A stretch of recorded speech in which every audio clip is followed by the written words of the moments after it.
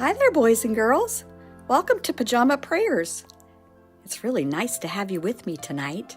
I look forward all week to spending time with you, so thank you for being here with me. We have a great show planned, and we're going to begin with a nice fun game of hidden pictures. Are you ready? Good luck to you. Can you find what's hidden in this picture? Can you find an envelope?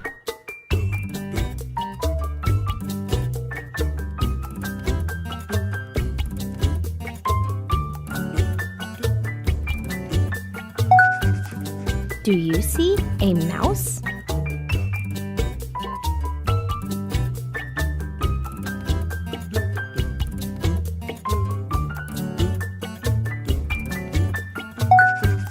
Can you find a baseball glove?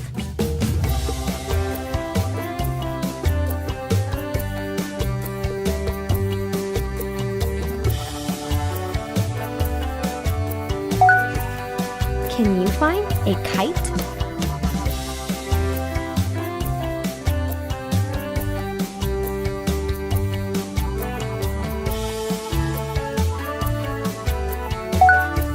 Do you see a baseball bat?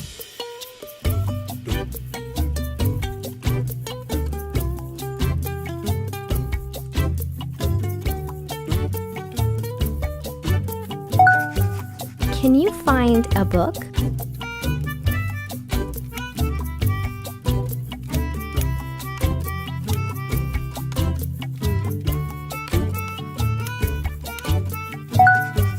Can you find a boomerang?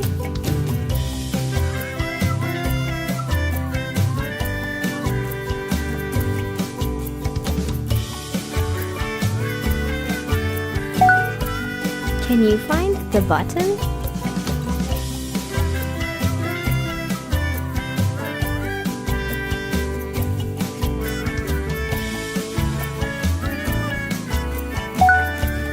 What about a lock?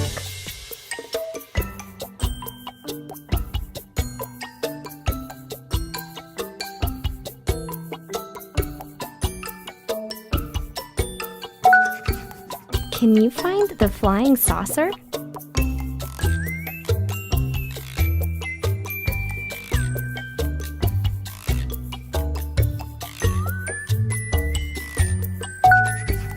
Can you find the canoe?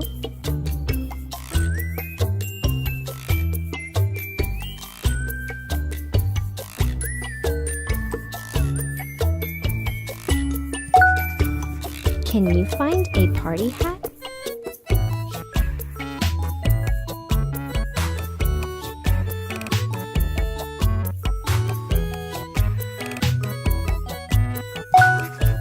Where is the pencil?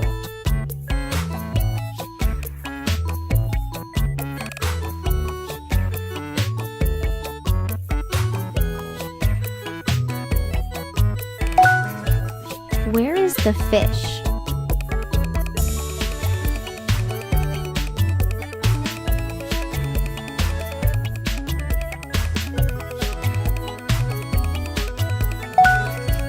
What about a paperclip?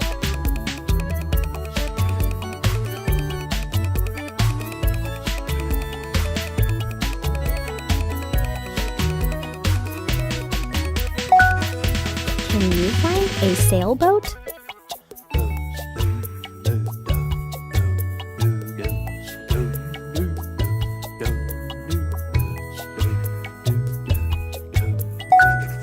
Can you find a banana?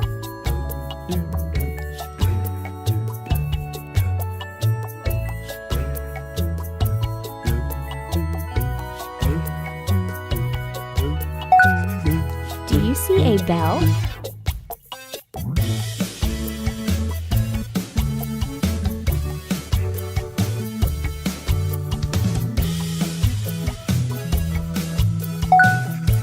Do you see a fish hook?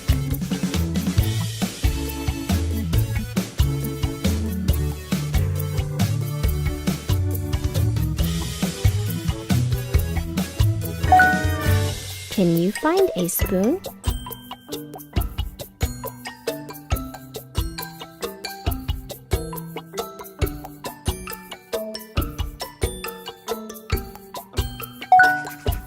What about a fried egg?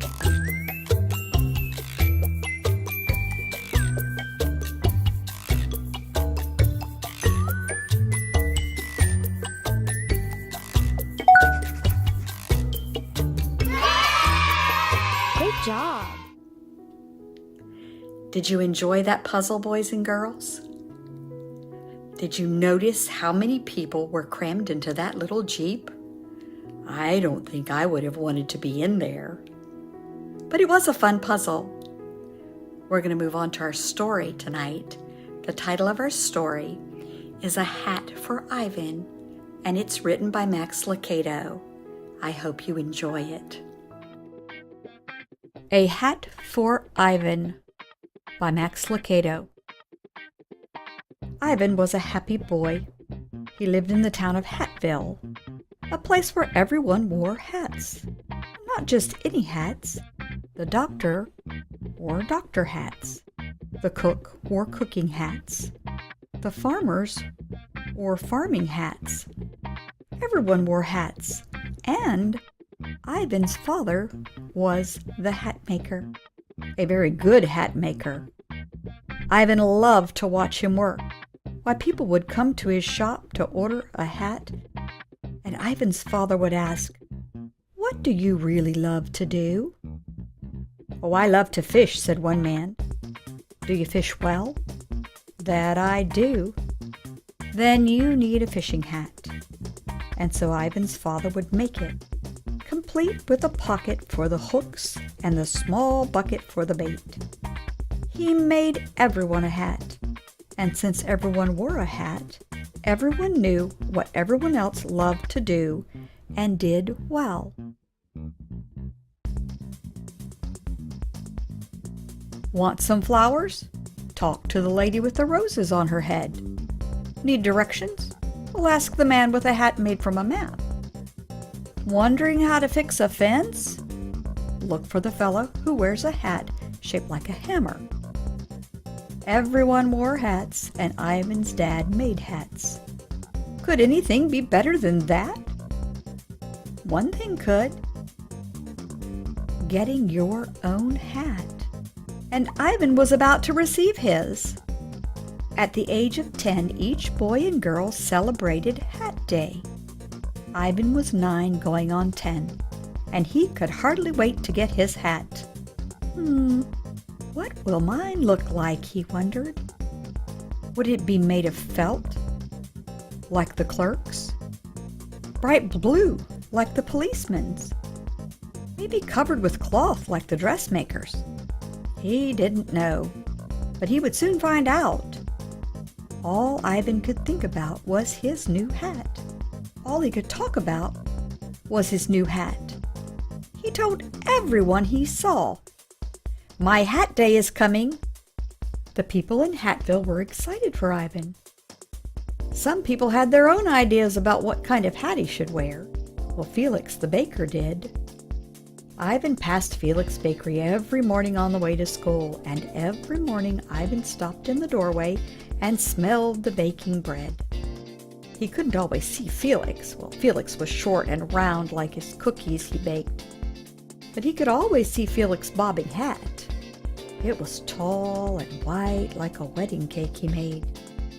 One day when Ivan stopped by for a sniff, Felix was waiting for him. "I hear you're about to get your hat." He smiled at the young boy. "I am," Ivan replied with pride. "Well, I have a surprise for you. Come in."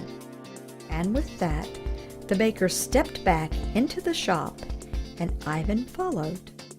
What could the surprise be? A donut? Some cookie dough? No, Felix didn't give Ivan something to eat. He gave him something to wear. "I have a hat for you," announced the baker. Ivan was surprised, not disappointed, not happy, just surprised. He thought that his hat would come from his father, the hat maker. But then again, maybe he was wrong. Besides, Ivan didn't want to hurt his friend's feelings. "Well, thank you, Mr. Felix," Ivan said, taking the hat. "Go ahead, put it on." And so Ivan did. But it was too big. It fell not just over his eyes, but over his whole face. "That's okay, little friend. It will soon fit. Just wear it anyway." Well, Ivan didn't know what to say except thanks again. And he turned to walk out the door, but when he did, he ran into the wall. "Here, I'll help you," offered Felix, guiding his friend to the door. "You look great, just like me." Ivan started to say thanks again, but he tripped on the step and fell flat on his back. "Funny," he said to himself. "I thought my hat would fit me better than this." Well, since he walked the same path to school every morning, Ivan was able to feel his way down the street. Soon the scent of daisies and roses told him that he was nearing the flower shop. And when he heard the hammers pounding, he knew that he was near the carpenter's shop. And the sound of music told him he was passing by Miss Anita's piano studio. Miss Anita loved music, and Miss Anita loved Ivan. Ivan's father had made her a special music hat. Wide, round, with tiny guitars on top, and piano strings dangling from the brim. Since each string had a bell on the end, well, everyone knew when Miss Anita was near. It was a different sort of hat, but it was perfect for Miss Anita. No one else would want to wear it. But Miss Anita wouldn't be without it. She loved that hat, and she loved Ivan. And she loved it when he stopped to hear her play. Of course, on this day, she didn't recognize him. All she saw was a tall hat on a small boy. "Who are you?" she asked. From within the hat came a muffled voice. "It's me, Miss Anita. It's Ivan." He heard her quick steps on the wooden floor. "That's not the hat for you," she declared as she yanked it off his head. "It's not?" he replied. "Well, of course not.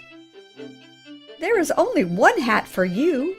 Suddenly, Miss Anita disappeared into her studio and came out with a very different-looking hat. "I made this just for you. I've been working on it for days. Here, try it on." Well, Ivan was surprised, not happy, not disappointed, just surprised. He'd never seen a hat like this one. "Funny," Ivan said to himself. "Miss Anita is a good musician, but she's not a good hat maker." A piccolo dangled from the side, and sheet music was glued to the top. Bells and whistles hung in front of Ivan's face, and a drumstick dangled like a ponytail on his back. "Oh, it looks perfect," Miss Anita declared. "This hat was made for you." Ivan smiled. The music teacher turned and walked back into the studio, pleased with herself. Now Ivan had two hats, one in his hand and one on his head. He didn't like wearing either one of them, but he didn't want to hurt anyone's feelings. He didn't know what else to do except keep walking to school. But the hatmaker's son was barely down the street when he met a new problem. "Ivan!" The voice was deep and big, and it belonged to Bruno the firefighter. "What is that on your head?" "Miss Anita gave it to me." "As a joke?" "No, for real." "It's a good thing I came along. I knew your hat day was near, so I brought you a gift." For the third time that day, a hat was placed on Ivan's head. Well, this hat was just like Bruno's. It was long and red and very shiny. A piece of fire hose was wrapped around it, and a miniature ladder stood straight up on top. The big fireman held the hat steady, while Ivan tightened the strap beneath his chin. "Now that is what I call a hat," Bruno boomed in his deep voice. Ivan stepped back, and when he did, he fell over. The hat was so tall and heavy that the boy couldn't keep his balance. Bruno helped him up and stepped back, and Ivan fell again. "Well, you'll just get used to it, Ivan," Bruno told him. "I did." And with that he turned to leave.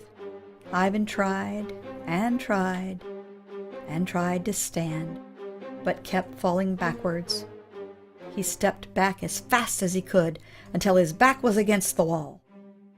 "Thanks, Mr. Bruno," he shouted, although he didn't feel thankful. Funny, Ivan thought to himself. It's easy for Bruno to wear this big hat, but it's hard for me. What he did feel was confused. When he had left the house, he had no hats. Now he had 3, and he didn't like any of them. With one he couldn't see, with the other he didn't want to be seen, and with the third he couldn't even stand up. What was he going to do? He did not know what to do except to go on to school. So with one hand holding the heavy hat on his head and one hand holding the others, he carefully walked the rest of the way. Things didn't get any better at school. In fact, they got worse. His hats interrupted the class. If he wore the baker's hat, everyone chuckled. If he wore the musical hat, well, he made too much noise. He tried to keep Bruno's hat on his head, but he kept falling off his chair. "Ivan," the teacher finally decided, "maybe you better go home." Ivan was sad, but he knew she was right. He still didn't know what to do. He had too many hats. And on the way home, he was given many more. The farmer gave him a straw hat with a bandana to keep the sun off. The beekeeper gave him a netted one to keep the bees out. The woodsman gave him a wool cap to keep his ears warm. A clown gave him a cone hat with many colors, and the bookshop owner gave him a hat shaped like a dictionary. Ivan soon had so many hats that he could barely carry them all. He would drop one, and when he bent over to pick it up, he would drop another. He finally had them balanced well, and all of a sudden he saw Felix the baker. "Oh no," he thought, "I'm wearing the farmer's hat." So he dropped them all and just barely got the baker's hat on his head and over his eyes when Felix saw him. "Looks great, Ivan," shouted Felix. Ivan sounded tired. "Thanks." Balancing the hats was hard enough, but now Ivan's eyes were covered as he walked. He couldn't see where he was going. He had stopped to rest when he heard the tinkling of tiny bells. It was Miss Anita. Ivan pulled off the baker's hat and threw on the musical hat just in time. "Oh, you look wonderful!" Miss Anita exclaimed as she passed. Ivan had started picking up the rest of the hats when he heard a deep voice of Bruno. "Ivan, is that you?" Well, as quickly as he could, Ivan replaced the musical hat with the firefighter's hat. "It's me," he said, straightening, then falling back and back and back again until he landed on his bottom. Bruno didn't see Ivan fall. He was already turning the corner. "Looks terrific, my friend," Bruno called over his shoulder. "Thanks," Ivan mumbled to no one but himself. He was so tired, he didn't even try to get up. He just sat there, surrounded by hats. "Looks like you've had quite a day." Ivan couldn't remember when a voice ever sounded so good. "Father," he shouted, jumping up, "you wouldn't believe what happened today. Everybody gave me a hat and—" "None of them fit?" Ivan's father spoke up. "That's right," said the boy. "And they made you tired?" Ivan nodded. "But you didn't want to hurt anyone's feelings?" Ivan shook his head. His father put his arms around his son. "That's right," Ivan stopped. "How did you know?" I'm the hat maker, Ivan. I have seen what happens when people wear hats that they weren't intended to wear. They feel silly, they fall down, and they get tired. Ivan's father got down on his knee and wiped a smudge of dirt off his son's cheek. Listen, son, just because someone gives you a hat, that doesn't mean you're supposed to wear it. They mean well, but they don't know you. That's my job. I am the hat maker, and I'm your father. So, you'll make me a hat? A hat just for me? I will. All you have to do is ask. Oh, please, Father, Ivan smiled. I would like that very, very much. Well, let's gather up these hats and go home then. As the hat maker and his child walked toward home, the father asked, Tell me, Ivan, what do you really love to do? The end.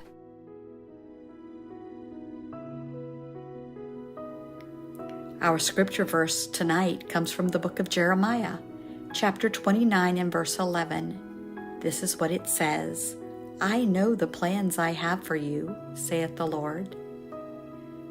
Boys and girls, your heavenly Father created you and the plan for your life, and He knows exactly what's perfect for you, and He will take care of you. You can trust Him. Well, we're all out of time tonight. Thank you for being with us. I hope you have a wonderful week. Remember, you are not what people say about you. You are not what you have. You are not what you do. You are a beloved child of God. Turn to someone there with you and say, You are worth more than you know, capable of more than you think, and loved more than you can imagine. Good night.